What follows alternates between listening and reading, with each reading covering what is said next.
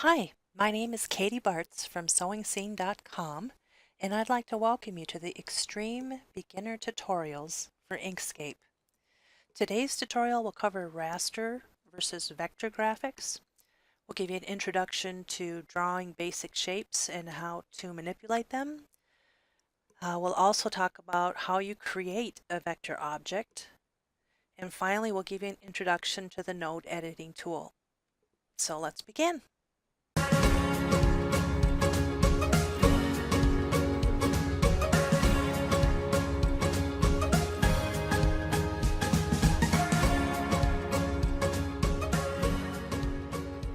First thing I'd like to talk about, and the one thing that causes probably the most confusion with terminology, is talking about a raster versus a vector graphic. Now, hopefully those of you that are working with embroidery machines and digitizing or working with cutting machines, you know that a vector graphic is the best possible file type to use when creating your projects for the best possible outcome, but you don't understand why. So let's take a minute here and take a look at what the difference is and why it's so important if and whenever possible you can create and use a vector graphic versus a raster graphic. First of all, a raster graphic is something like a JPEG file, a JPG, a PNG, or a BMP file. And what those files are created and made up of are a bunch of little dots. We call them pixels, okay?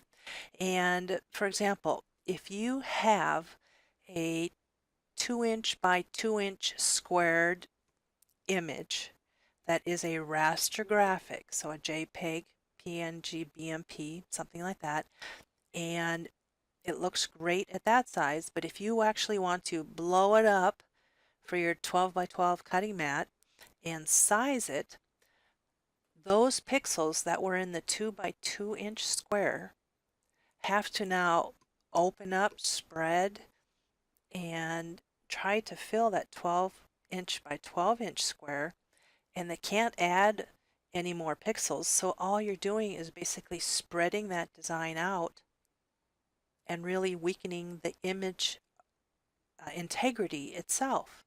So if we take a look at this particular flower scroll design on the screen, one is a vector and one is a raster design. They look very close in shape and size from this distance.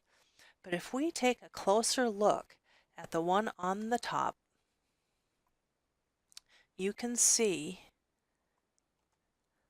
that at about 3,000% increase, you can see that there are little jagged edges.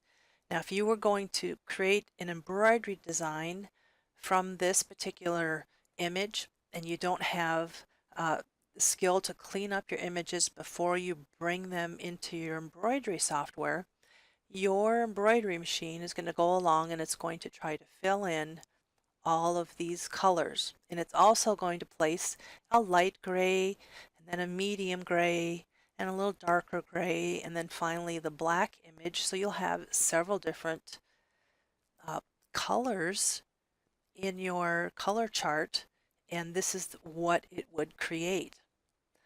On the other side, if we used a vector graphic, let me just zoom back out here, and we look at the edge of this particular design, you can see it's very clean, definitely two colors, black and white.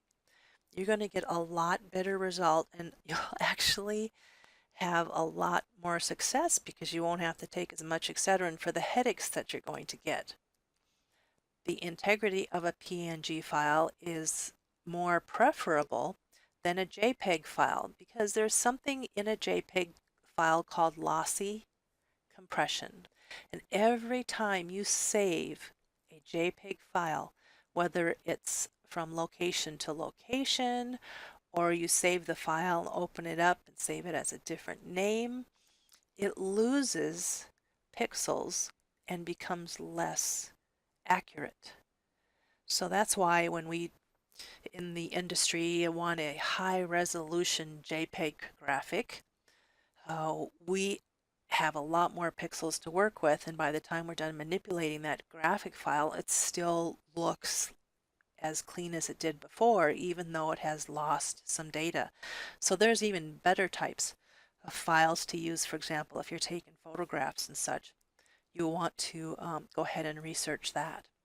But that's a little bit on raster graphics, and those raster images are sized. So when you get a size, let's say, like I said before, that 2" by 2" graphic, and you wanted to enlarge it, you just have no capability of doing that, right?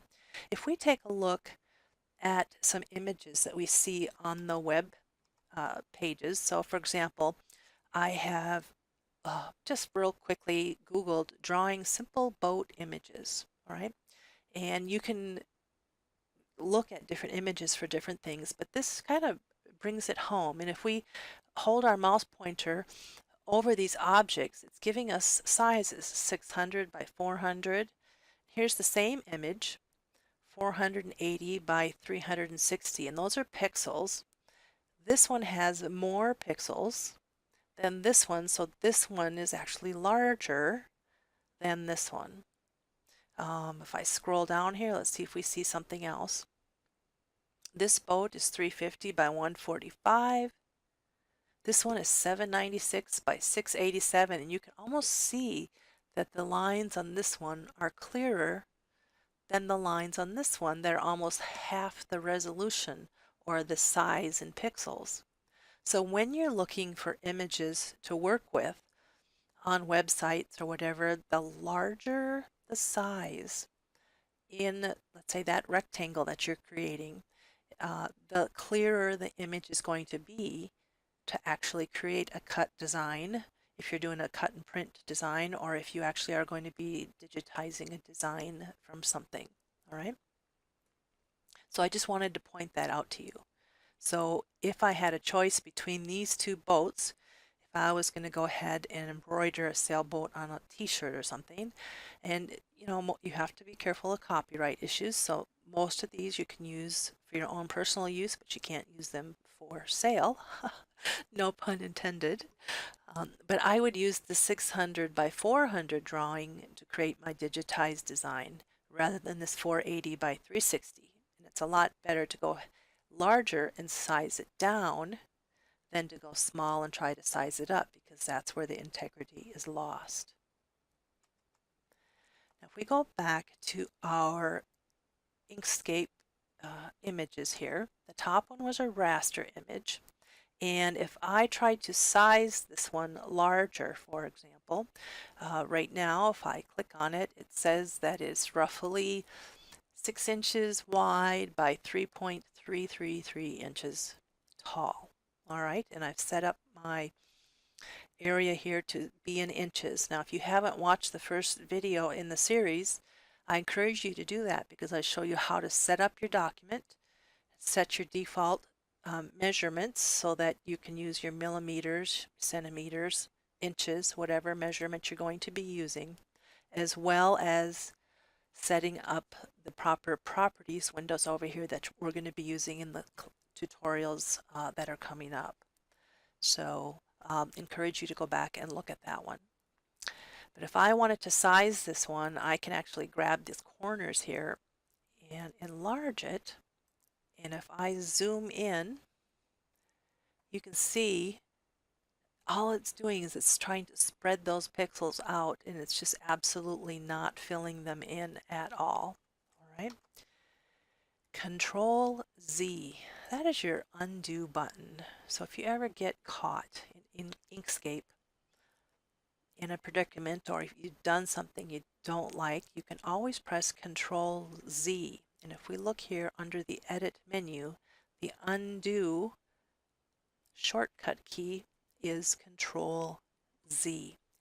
So that is definitely one you're going to want to put to your memory, or if you have your notebook, paper and pencil next to you, just start writing and taking notes on this series of tutorials, and put Control Z is equal to undo, because I'm going to show you and and tell you a lot more shortcuts that you'll want to put to memory. Now this particular design here is what we call a raster design. A raster design is a lot smarter graphic. For example, it has no pixels in it at all, no dots at all. It is actually a series of dots, and in between these dots there are computerized calculations. So if I, in the future, want to take this design and make it larger, I'm not spreading pixels all over my workspace. I'm actually repositioning these points, or nodes as they're called, and the computer then will automatically calculate the distance between those nodes and redraw the image as if it were the first time you drew the image. So it's very, very pristine, all right? And if I zoom in here again, you can take a look again at the edge, and I'm at 144% right here. But if I really want to zoom in, I am at 25,600% zoom. I still have a nice clean image. Now, if you're going to be using a cutter, your cutter isn't going to be going and trying to calculate and cause lockups on your cutter, because it takes a lot of memory. If you were going to go ahead and trim this particular design, your cutter is really trying to figure out how to go around these images and calculate and make the best guess possible. And if we can eliminate it doing all the work, and we can do the work for it ahead of time, it's going to have a nice clean edge, and it will actually cut from node to node. So again, if I were on this particular image and I wanted to see the nodes themselves, I click on this image here. Your cutter knows to cut from this node to this node. It gets the next instruction, cuts from this node to this node, and then continues on, and it makes a lot cleaner cut or image. And the same thing when you're digitizing software is processing the edges of the design. It doesn't have to go through and figure out all those little zigzags in there. It's actually going to be able to calculate from node to node itself. All right. So that's just a very simplistic explanation on what is a raster design versus a vector design. And hopefully you can see why Inkscape is really exciting, because it will create vector graphics for you. The other advantage of working with the vector image is if I wanted to select this and I wanted to make it pink, nothing changes, right? Because there's so many different variables. There's light gray, dark gray, medium gray, black. It just has no way to fill in each individual little pixel or dot on the screen.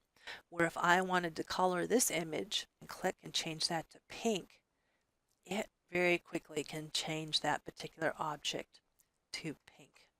So there's a lot of great advantages of using a vector graphic over a raster graphic. All right, our next topic that we're going to talk about is an introduction to drawing basic shapes and how to manipulate them. So I've created a brand new document here, and very quickly I'm going to go ahead and set it up for the very first video. I'm going to go ahead and remove that page that's in the background.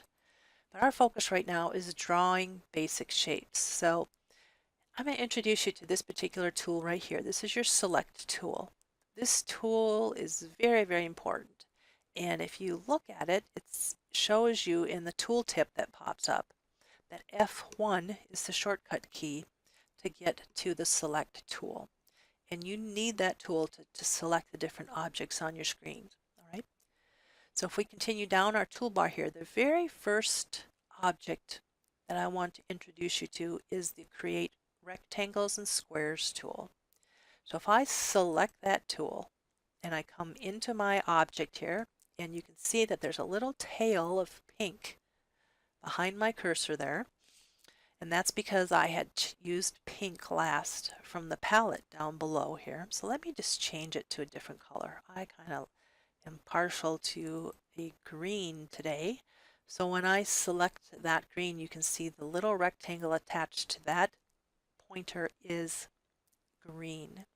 And to draw a square, you're just going to simply click and drag the object. Now what I want to point out is several things. This particular object may not be symmetrical. So for example, if I press F1 on my keyboard or I click on the select tool, you can see that the width and height of my object, it is not symmetrical. It's 52, roughly 53 millimeters by 47 millimeters, all right? If I really wanted to create this object and have it be symmetrical, there's a couple ways of doing that. So let me go ahead and press my delete key. I'm again going to select the rectangle tool, and if I hold down the control key on my keyboard and then I click and drag my mouse at looks like a 45-degree angle, you can see I am drawing a symmetrical object. And when I release it, it comes up and leaves these handles. We'll talk about these handles here in just a minute. But I want to talk about another way of creating a nice symmetrical constrained shape, and that is holding the shift key. So if I come over here, I hold my shift key down, I click and drag, you can see that the only difference is that it's drawing that object from the center out. And again, I'm drawing at a 45-degree angle. If I was drawing straight down, you can see it's stretching the top and the bottom of the rectangle at the same time. But because I have my shift key down, it's going to do it symmetrical that way. Or if I come this way and draw it left and right, you can see it's drawing that rectangle on both sides from the center out, left and right. If I don't hold the shift key, you can see it's just drawing it from one side. Adding the shift key allows me to size it symmetrically left, right, up and down, or if I kind of draw at a angle here, it's not really staying symmetrical. So the third way I would like to introduce you into drawing an object, and this is probably the one I use 95-98% of the time, and that is to combine holding the control key and the shift key at the same time, because I like to draw my objects from the center out, but I like them to be symmetrical more often than not, and then manipulate the design after that. So if I hold Control and Shift, and then I click and drag, you can see when I drag at a 45-degree angle, it draws from the center out. It is perfectly symmetrical, and the size is constrained, all right, to the size that I have it. And if I use my select tool, either select the select tool or press F1, if I look at the size of that shape that's selected, it is 69.321 width and it's 69.321 height. So using the Control Shift allows you to have it constrain the size so that it is symmetrical, and holding the Shift key down at the same time as well draws from the center out. Right? That works with other objects as well. So if I just click and drag there, I can press delete. Okay, the next tool that I'd like to introduce you to is the circle tool. So let's go ahead to our toolbar over here and select the Create Circles, Ellipses, and Arcs tool. You can see that the shortcut key is F5. I find that's easier just to go ahead and select it. And again, if I click and start dragging my circle, it may or may not end up being a perfect circle. All right, so without holding any keystrokes with the drawing of this object, you're going to end up with an ellipse, which is an elongated circle. If I go ahead and hold my control key down, I'm able to click and drag at a 45-degree angle.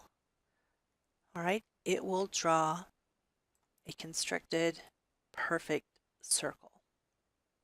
And finally, if I click and press Control-Shift while I am clicking and dragging, you can see that it draws from the center of that object out.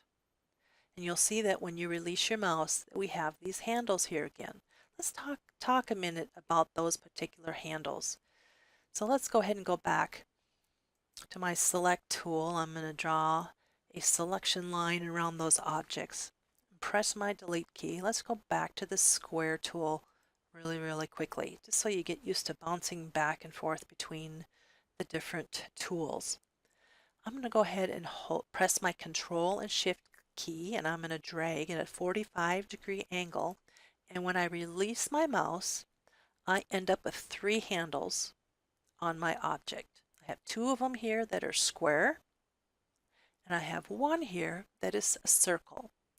So the square itself allows me to size and manipulate that square, and I am not holding down the Control key at all to make it symmetrical. If I press the Control key while I am moving it now, as well as press the Shift key, okay, you can see it will draw from the center out. So this one here will also size the image. So the squares are for the square handles are for sizing. And this one up here, whenever you see the little round handle, that's going to have a unique function for that particular tool. So this round handle, if I click and hold my mouse key on it and I start moving it, you can see that it's actually creating a rounded rectangle. If I go down far enough, it eventually makes a circle. But maybe I want to have a nice rounded rectangle for an object. That's what that particular tool does.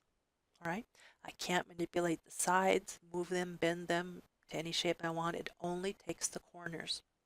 So let's see what the circle tool does when we actually create that object. So I'll select it.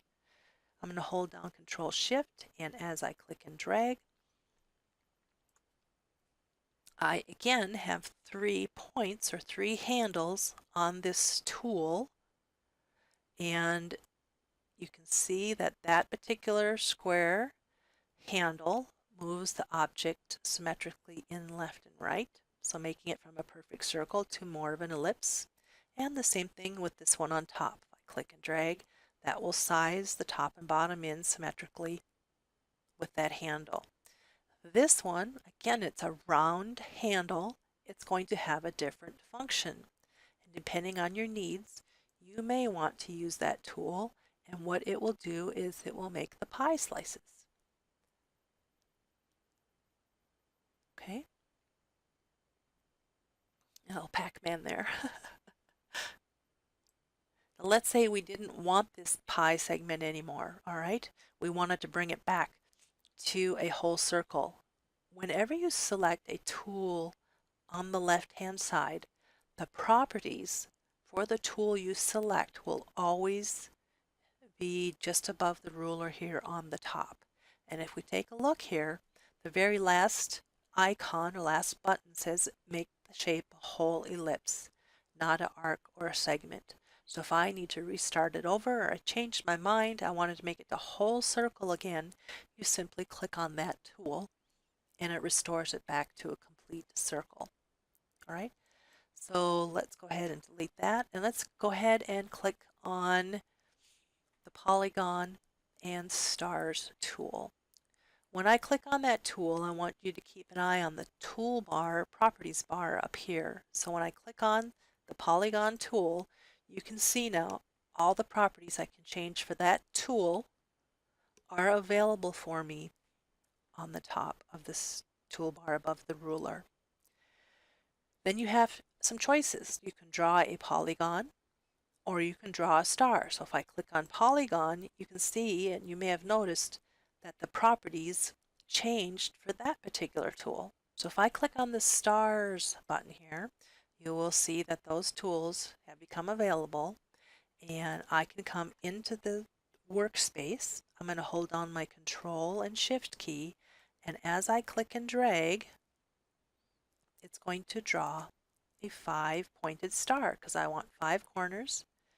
The spoke ratio itself, that is this point right here. So if I take this and I click and drag, you can see that that spoke ratio is changing. So I can manually manipulate how nice and skinny I want that star, right? Or I can actually increase it or decrease it up here by manually changing it, right? And then we have the rounded. Do I want my star rounded or do I want it pointed? Let's say, oh my gosh, I'm all confused right now. I want it back the way that I started with. This is your reset tool, and it will reset it back to the original default settings. This randomized option is more for the artist people out there. It will actually just take those 5-point stars and randomize it into different shapes and sizes. There may be some times you want to use that. I have yet to use it, but it's nice to know that it's there. Okay, so let's go back to the beginning. As I was saying earlier, we've got our square here, we have a square here, we don't have any circles on here, so we only have these 2 points to manipulate. If I take this outside one, you can see it's actually starting to rotate, changing the shape of that particular star. Let me reset it back to normal. And again, earlier I said the spoke ratio here allows you to change that in or out. Now you may have noticed that my star kind of is modifying the shape a little bit, and that's because I'm not holding my control key down. So now if I hold my control key down, it's going to constrain that tool to being concise and more symmetrical. All right, I have more control. I can move my mouse anywhere out here, and it's just going to constrain those properties for that particular handle. But if I don't hold my control key, you can see I can change things out here, as well as, again, if I want to go ahead and elongate the arms of that star or make them shorter. If I don't hold the control key, you can see that it really lets me manipulate that item a lot more. So let me reset it back to the defaults. And then also, not only do we have the star tool, but we were working with the polygon tool. So let me go ahead and delete this and go to the actually, you know what? I'm going to go back to the star tool here just for a second, because again, I want to draw the star with Control-Shift pressed, but I want to increase the corners because I want you to be able to see what you're doing. So here's, it almost looks like a quilt block in the background here. So sometimes I will use Inkscape to draw quilt blocks at a certain size. And we will have a tutorial on that down in the future so you can actually see how that works. Or if you need to draw some paper piecing patterns, you want something very specific, you can very quickly and easily use Inkscape to do that. But you can go up to very, very many corners here and again change the spoke ratio to get whatever design that you possibly needed. Okay, so let's go back to the polygon tool. I'm going to go ahead and set this back to its default. So it has 5 corners and everything else is set to 0. And if I hold Control-Shift, I can actually draw my polygon. And if I needed to increase that, I can make a stop sign with 6 sides, or I can change that to 8, as many sides as you want. You go up far enough, it almost makes it very, very rounded. Right. Going down to 3 sides, we now have a triangle. All right. So we have some easy ways of manipulating that particular design itself. We'll get into more of the properties of the polygon tool as we get into more tutorials. The last tool I want to introduce you to is the spiral tool. This is a fun one because if you have to do any type of free motion quilting, or you want to add a very whimsical look to a graphic, one of the easiest ways to do that is to create a spiral design. And again, if I hold Control and Shift, I click and drag, I will actually draw this is turns here. Let me go ahead and reset that back to the default. Delete this. I was playing earlier, so it's remembering my last settings here. So let's just hit the default, press Control-Shift again. And you can see now that there's 3 turns. So I've got 1, 2, 3. There's 3 turns in that. The divergence itself is how much denser or sparser the outer revolutions are. So it kind of looks wider on the outside and gets a little tighter on the inside. I'll set that to default. And then the inner radius is going to move that central spiral point and come back. So I can manipulate that through the properties toolbar here, or if I take my mouse, click on the handles that are here, I can actually change the number of spirals that are in that particular project. Let me zoom out here so you can see it. Back at the center of the screen here. So I can just click and drag on that. It doesn't matter where my mouse is. If I just keep it in the center and I'm going in a circle, it will add or remove those particular spirals.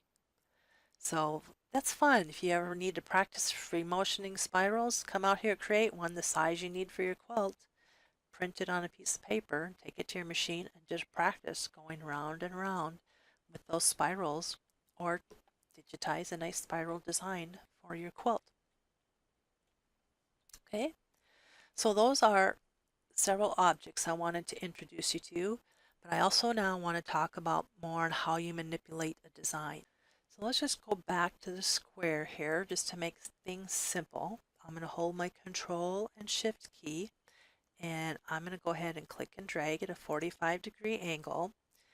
And if I take my mouse and I have a little round scroll button on my mouse and I push that down and then I drag the screen, I'm able to pan and move my workspace just by panning. So if I click and drag, you can see I can just pan and move that object where I need it. It's a really nice handy shortcut. Again, that's pressing the scroll button on your mouse by clicking and then clicking and dragging. But I want you to select the select tool right now. And when you do that, the handles turn into arrows. And each of these arrows have some functionality. These arrows at the diagonal will actually allow you to click and drag to change the size of your object, right? This one left, this one will move it to the right. If I click again, those arrows turn into the rotation tools.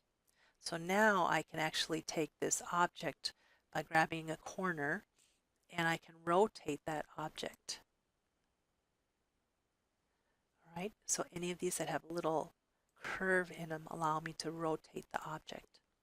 The last way to manipulate the outer handles here, when the selection tool has selected your object, is to use the skew buttons. So the skew you can see as an arrow pointing to the left and right, and what that allows you to do is actually skew the object left and right. So whether it's on the top or the bottom, go left and right, or you can skew it up and down, right, and change the shape. So this is great if you're going to be working with any types of perspective in your tools or in your drawings. You can actually create some really neat effects. So we have our rotation tools, our skew tool, and then finally the last thing I want to introduce you to is our center of rotation.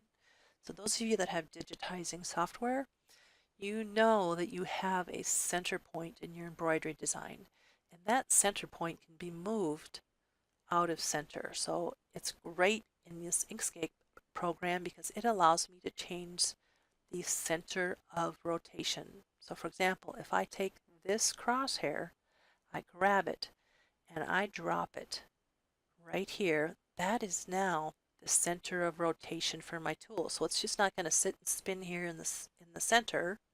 It's going to rotate around that little crosshair. So if I click and drag the rotation tools, you can very easily see that is rotating around that little cross. And that can be a very, very useful tool. When you need it, you will want it, and you now have it. So I can actually even move it to this point, right? And you'll see that that object is going to rotate right around that crosshair. And I can even put that way off here in the next 40 acres over. And when I hit my rotate tool, you can see it's going to rotate around that crosshair. Let me just show you that again. All right. So it's rotating around that center of rotation. So there's a few basic things that I wanted to show you on using your control key and drawing your object, using your shift key to click and drag your object. It will draw from the center out. Use CtrlShift. It will constrain the object, draw it symmetrical when you drag it at a 45-degree angle, as well as when you hold shift in combination with that, it will draw from the center out. And then we have our rotate buttons. When you click twice on the object, you click again, you get the sizing tools, you click again. It just toggles back and forth between sizing and rotation. So the corners allow you to rotate with the curved arrows. These arrows here are skewing, and then you have your center of rotation point. What we're going to talk about next is nodes. How do you create a node? Basically how you create a vector object, because it's not technically a vector object yet. We are taking this object, but it does not have vector object properties. So we're going to talk about how do we create a vector object. Now to do that, let me just go ahead and start fresh here. I'll select that design and press delete. Let's go back to our square, because that's a simple tool and you understand squares and rectangles, and we'll give you some practice here. Again, I'm going to hold my Control-Shift key. I'm going to click and drag. And let's just for fun, let's change this to kind of a red-orange. So I just went down to this palette here on the bottom. So you have lots of different colors to choose from. And we're going to talk more about colors later, because you have millions and millions of colors to choose from. But we'll just choose this for basic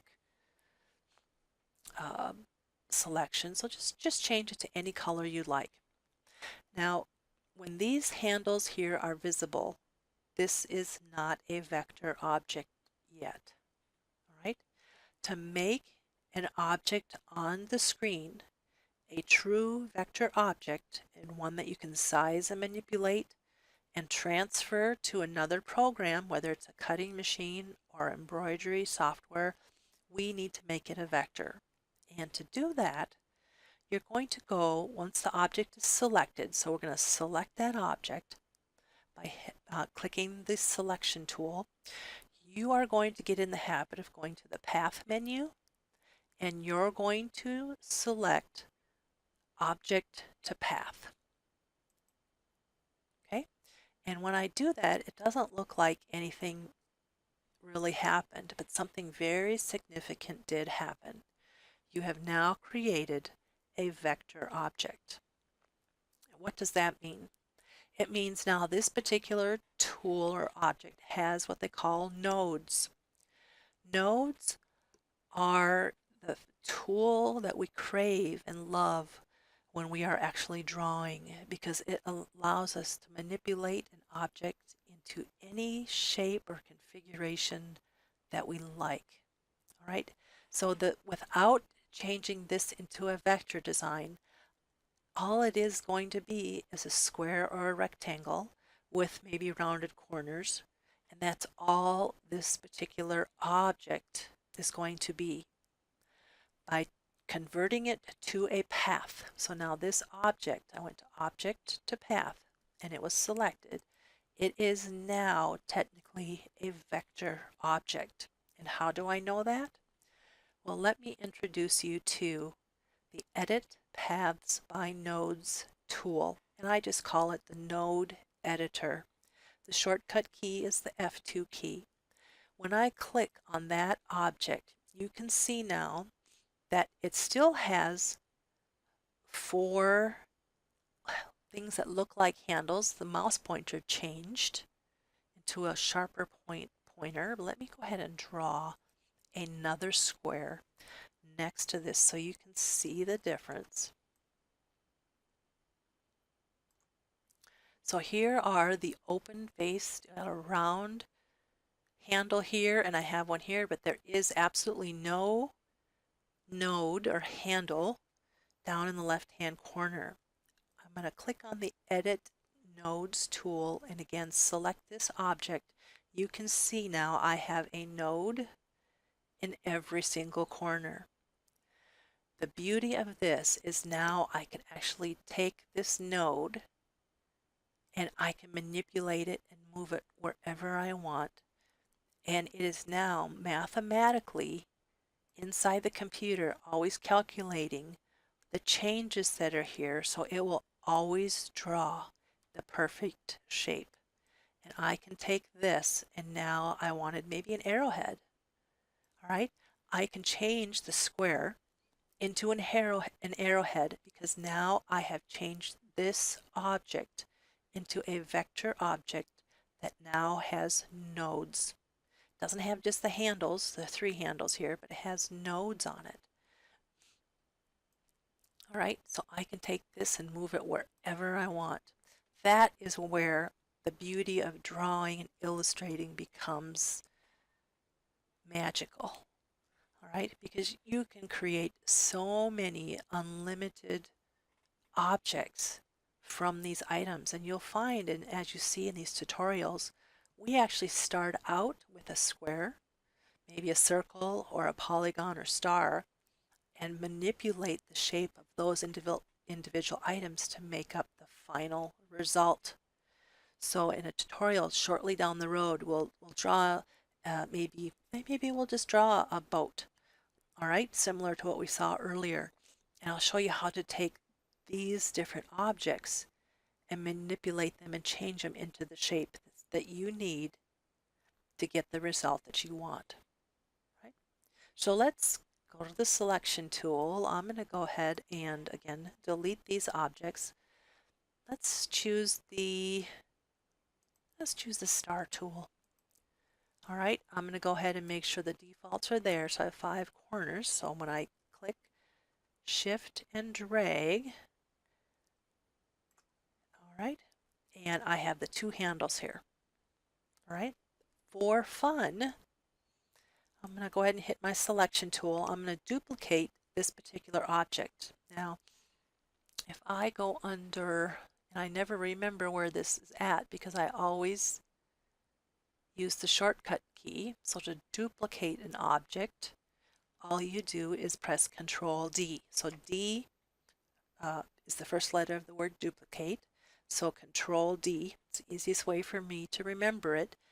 It will duplicate that object. So if I press Ctrl D, it duplicated that object, and I click on it and drag it over here. And the reason I'm doing that is because I want you to see that I only have 2 nodes here on this object.